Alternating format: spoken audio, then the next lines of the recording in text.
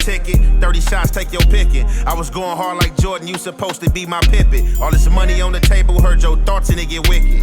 Niggas switching up just like they Glock cause it got switches. Would you cost me for a ticket? 30 shots, take your picking. I was going hard like Jordan, you supposed to be my Pippin. All this money on the table, heard your thoughts and it get wicked. Niggas switching up just like they Glock cause it got switches. Heartless on a mission, urban strikes like politicians. Buried in the ground and found in water where they fishing. Niggas playing nosy, trying to channel my suspicion. Score was on the board, my baby homies up in prison. Snakes about your sex and dropping plays and they start snitching. Here you want some money, they catch fleas and started sniffing. Girl thought I was cheated, finding condoms then start bitching. Why you hanging with them niggas, they gon' send you back to prison. All these niggas capping, I ask God why I ain't risen. Bitch fuck like they groupie, see no plans to wife them up. I just vision better living, I got plans of hiding up. Looking down from 30 stories, feel nobody high as us. Looking God up in his eye, my spirit tell me lighten up.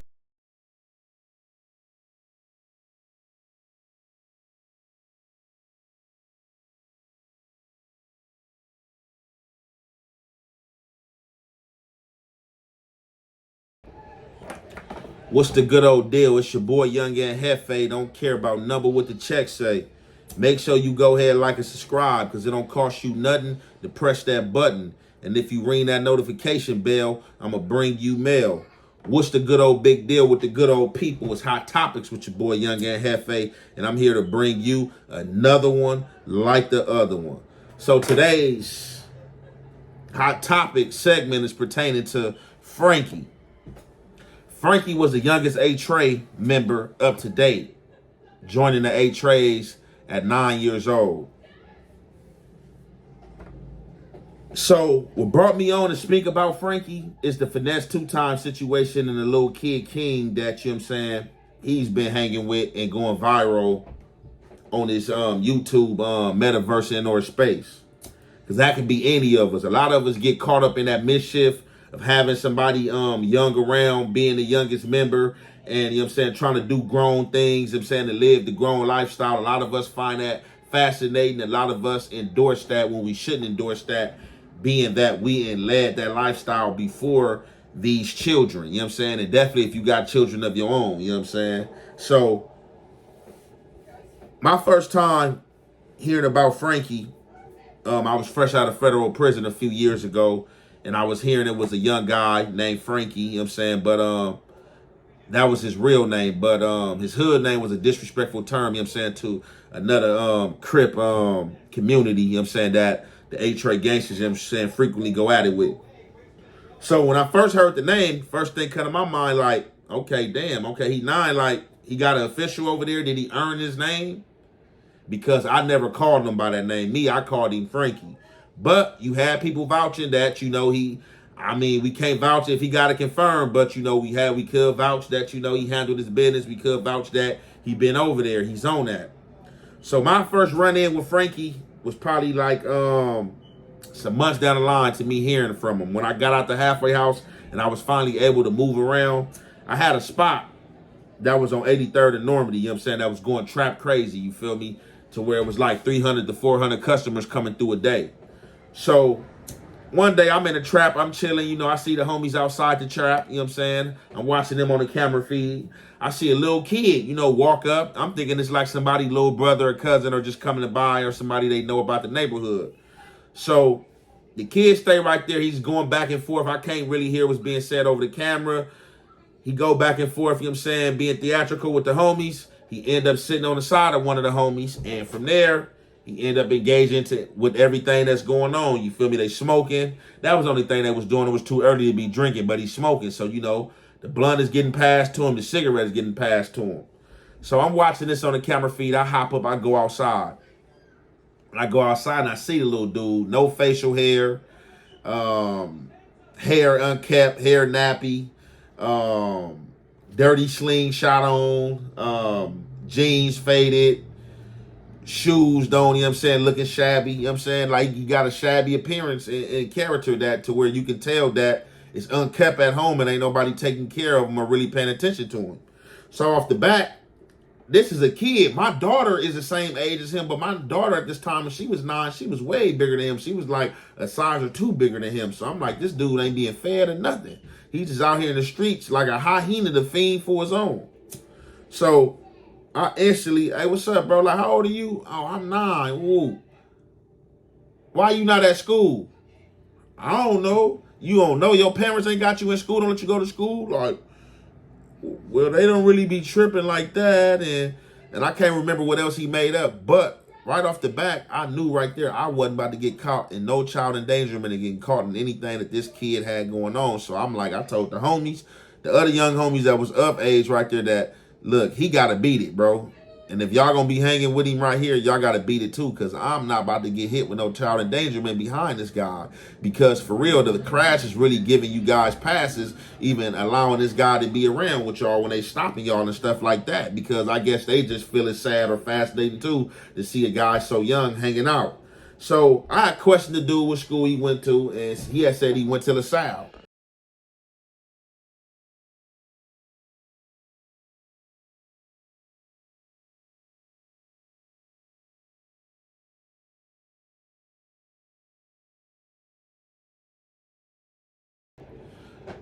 Now LaSalle is an elementary school that I frequented and went to, and when he said LaSalle, like the theme song came right to my mind. I go to LaSalle, don't you know? Don't got the greatest school, we like it so. We happy and friendly.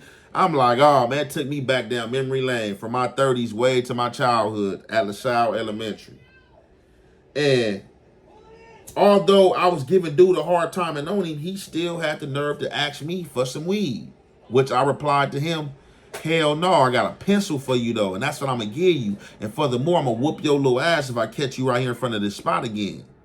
Your ass gonna take a pencil and you gonna go to school. Next time you come in front of my spot, I guarantee you I'm putting your ass in a car and I'm taking you up to LaSalle Elementary. And if you call my bluff, come right here again and I'm gonna show you.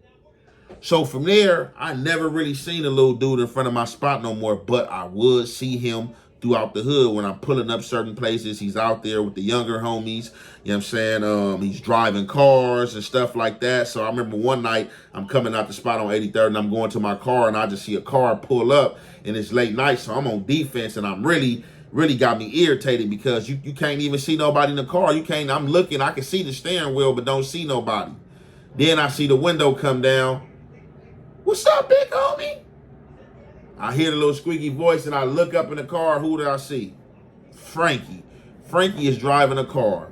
So that was my first time. I would see him several other times after this in different cars, and he was gaining a reputation in the neighborhood for stealing cars and cars coming up missing and broken, to where we had to get on Frankie and tell Frankie that he was going to get his ass whooped and feet whooped if he kept on stealing about the community. Go somewhere else, steal from somewhere else, stop stealing in your community where these people is supposed to and can protect you and bring you into their house and out of harm's way when certain things don't go your way. You know what I'm saying? You don't pay them back with making them scared in the community. And then that time, on top of that, it's a little ass boy, a little kid, 9 years old. So, for the flip side of how I was treated, Frankie, you got to understand, you got a lot of other people who love that, you feel me, who welcome that, that sees that, like, oh, you know what I'm saying, see them characteristics of Frankie that they once had. You know what I'm saying? So they try to father them in the gang aspect, you know, might be giving them a gun, might be giving them a drugs.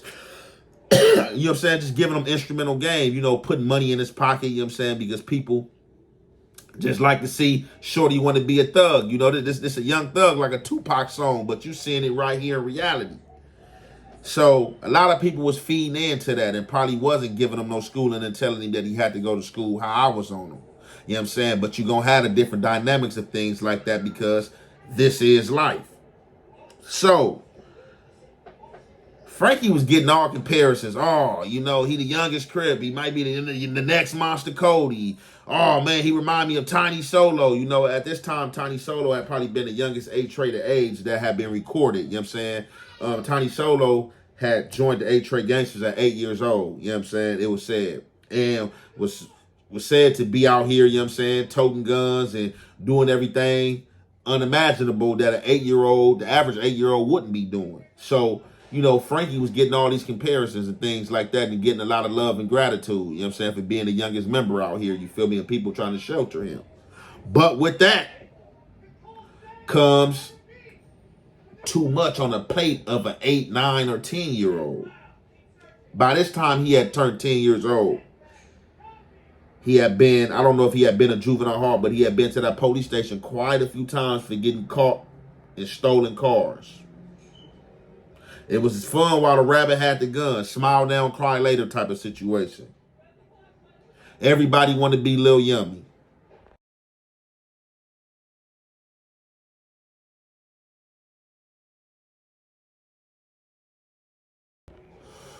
Everybody wanted to be the youngest killer, the youngest of the cap. You know what I'm saying? A lot of people be having these say comparisons to Lil Yummy, as well as grew up in the same environment like Lil Yummy. You know what I'm saying? Just like Lil Yummy, Frankie, daddy, you know what I'm saying, was fathered 19 children.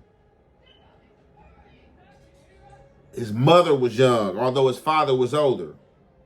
Fathered 19 children. I don't know where Frankie fed in at. I don't know if he was the youngest child or what, but I don't think he was the youngest child because his father was still humping and pumping away. But fathering them many kids will only lead to neglect when you broke and you poverty stricken and living in the hood. So he was unattended to and wasn't nobody really paying attention. So that's what led Frankie to the streets, like it led Yummy to the streets. And if y'all don't know who Yummy is, look up Yummy's story. You know what I'm saying? The young BD dude out of Chicago that was 10 years old that caught a few bodies and then ended up getting killed himself. You know what I'm saying? Because they were scared that he would turn state evidence. So, however, Frankie living his lifestyle, getting his little Yummy on, getting all this praise and gratitude. And then this happened.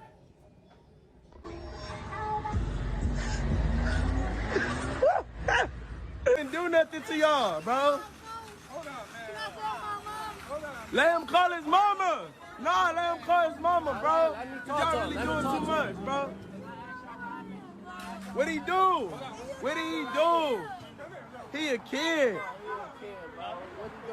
Look, you loving this. He loving this. Look at him. He wanna smile. You a weirdo, bro. Oh, my mama, bro. What is y'all doing, bro? You niggas is freaky, bro. Look at y'all. Oh, yeah, y'all loving this. Oh, my mama. Bro, he ain't even do nothing to y'all, bro. Hold on, man. Let him call his mama. Nah, let him call his mama, bro. Y'all really doing too much, bro. What he do? What did he do? He a kid. Look, you loving this. He loving this. Look at him. He wanna smile. You a weirdo, bro. Oh, my mama, bro. Cuz of her. They all arresting a 10-year-old. Y'all see Frankie at the gas station. Hope he see him. He got his shades on. He gas it up. He get the traffic. He doing his 1-2 step. Everything that Frankie usually do. This time he gets stopped by the police. It's a whole different ball game. He instantly, I want my mama. I want my mama. This make the hairs on the back of the police neck stand up. We been arresting you, Frankie. Any other time we arrested you, it was laughing, funny games. You knew you was going right back home, this and that. What's different this time? They arrested Frankie. Seen Frankie crack right there on the screen as he was being recorded. When they got him to that station, Frankie gave up the goods.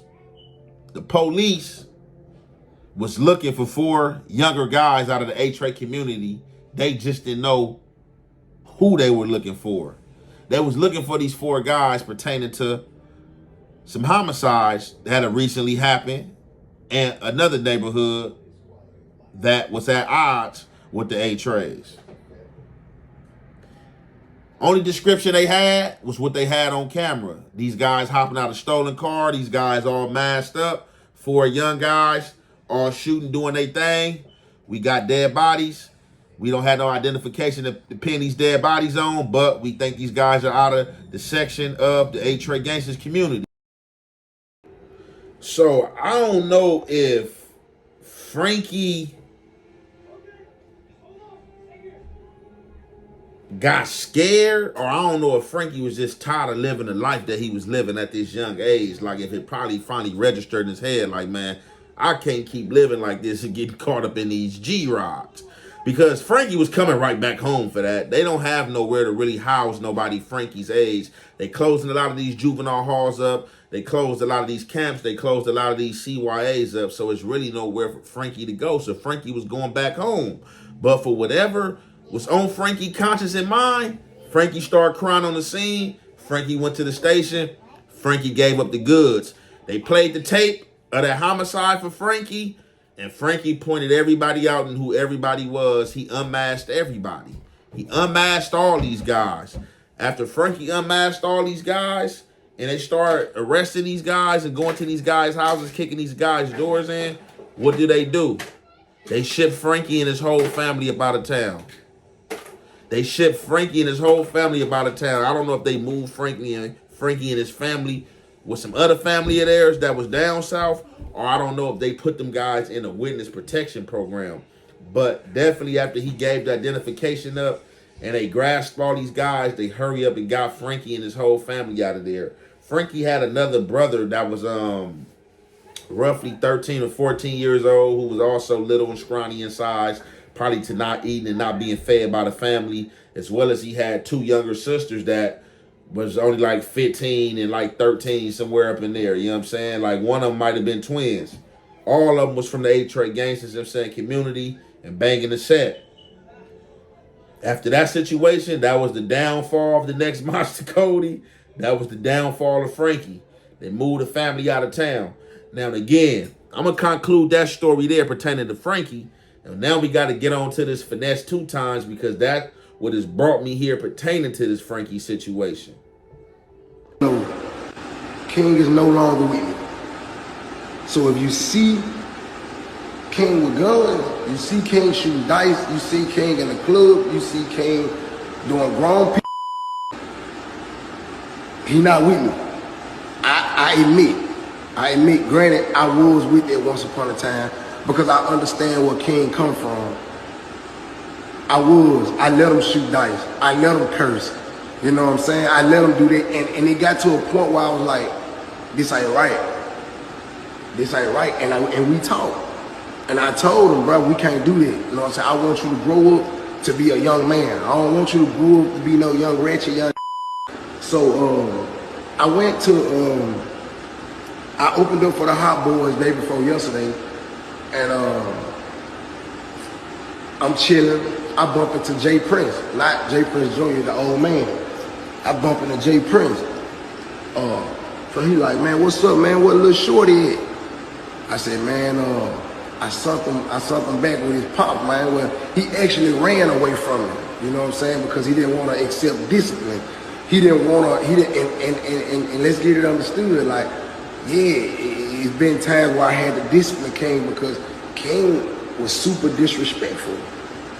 King got to the point where he felt like he could disrespect the grown people in the house. So, yes, I had to discipline King. King ran away from me. King ran away from me with a stranger because I wouldn't give him no money no more. Because I wasn't taking him to dice games no more. I wasn't taking him to clubs no more. King wanted that. That's what King want to do. If this King, it's to say this, but King is loyal to money. King is loyal to opportunity. King not loyal to a person. All he care about is money. And I was trying to make him understand that, bro, life ain't all about money, bro. Every time you look around, you scamming people for money, and are you f***ing your name up? Don't fuck your brand up. Don't fuck your name up like I did a lot of shit by mistake that I didn't know nothing about. Like for example, bad business that I done did, it come from me not knowing no. Finesse 2 times. Now you trying to save grace because you. So, I mean, we all can draw our own conclusions and opinions from what Finesse 2 times is saying. So now, from what I'm gathering in this YouTube metaverse, it seems like that Finesse 2 times card have been pulled, you know what I'm saying, by his PO or NR the authorities, you know what I'm saying, because it's child endangerment having this little kid around doing any of the things that's saying that he's been participating in around these grown folk. Now, I guess Finesse 2 times kind of fell victim and fell in a spectrum of people seeing young kings smoking, you know what I'm saying, shooting dice, toting guns.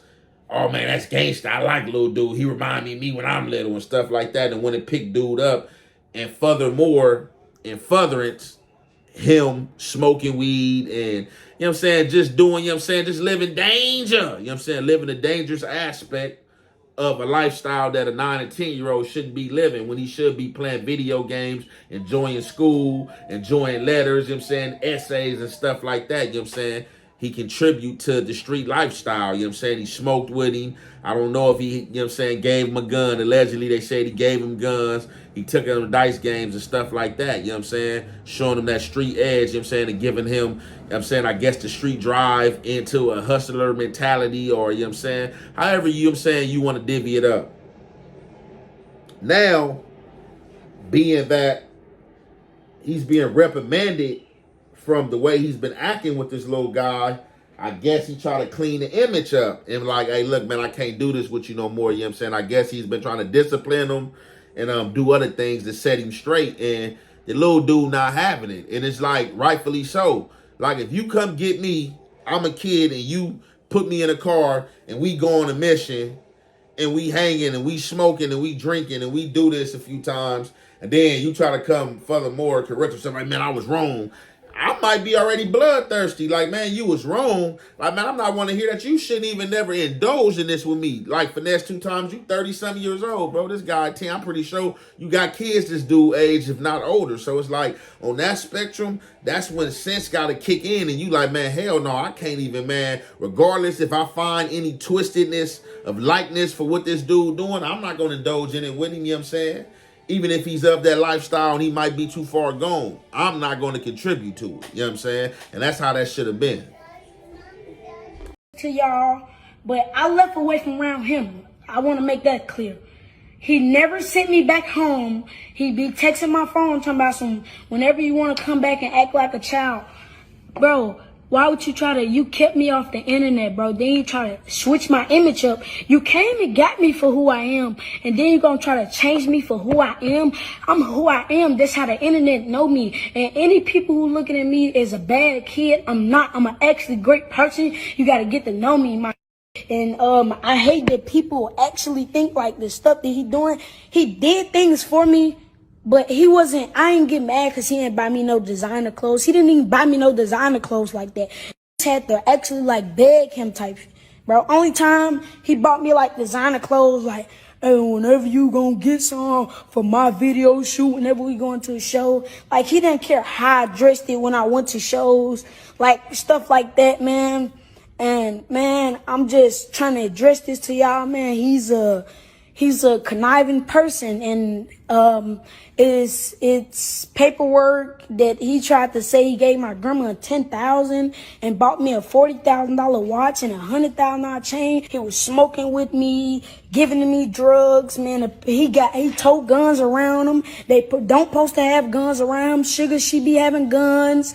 You don't send your kids nothing, and you be beating on Sugar. You beat on Sugar, and you have Sugar over there crying whenever you go cheat on her. Let's keep it real. Hold on now. I gotta just think, like, let me just think in my mind for a second. Then you got mad. You took the chain when I went out with Bag them. You told me stop going to the locker room with Bag them. You was hating on Bag them. Then when I tried to go in the locker room with Fat them to see my little nigga, and shout out to Buckle Forever, my brother, we locked in. You was hating on Bag and I'm like, hey man, stop going in there with them niggas. And I think y'all remember I went out with Bag at a Houston show, and he was like, why is you going out with Bag? Like, who you is, you prick? You ain't want to go be with them. Like, that's the type of time that he be on. And y'all, that's why I left away from around him. Half of the people who left away from around him, know that he cutthroat. And y'all, whoever go around him, he wants straight yes men. He want yes men around him. And I just want to address this before it get anywhere and try to make me seem like I'm bad and my people them bad. This is everything is. I need to just make this clear right now. Because everything that's going on, been doing this around him. He's just trying to make this seem like, I just started this, man. Bro, when you came and got me out off Tate Street, my has been doing this, bro. You smoked it with me. Like, come on, bro. We got videos of this. Finesse 2 times. Now you got a situation like this where Lil Bad is down on camera itself and getting camera time because he's known. Now he's airing your business out there. Oh, no, yeah, I did left because you wanted to discipline me. You know what I'm saying? Yeah, because I'm not going for that. When you met me for who I was. And that's what made you take a likeness to me and even take me in from the get-go.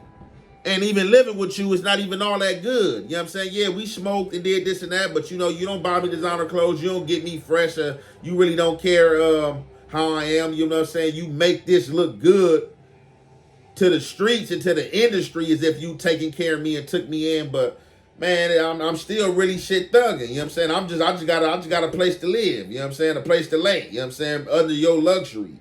But with that comes now Lil Man putting his business out there saying that, you know, he whoop his girl. When Moneybag Yo and them was coming to me, you was hating, you know what I'm saying, that I was hanging out with them like, oh, are you turning Moneybag Yo and them team now? And stuff like that. Just, you know, jealousy and just certain traits and dislike, you know, start happening, you know, and just like, you don't even want to have a kid in that type of environment to where he's even reporting and saying certain things that he's saying because he shouldn't even be privy to certain information.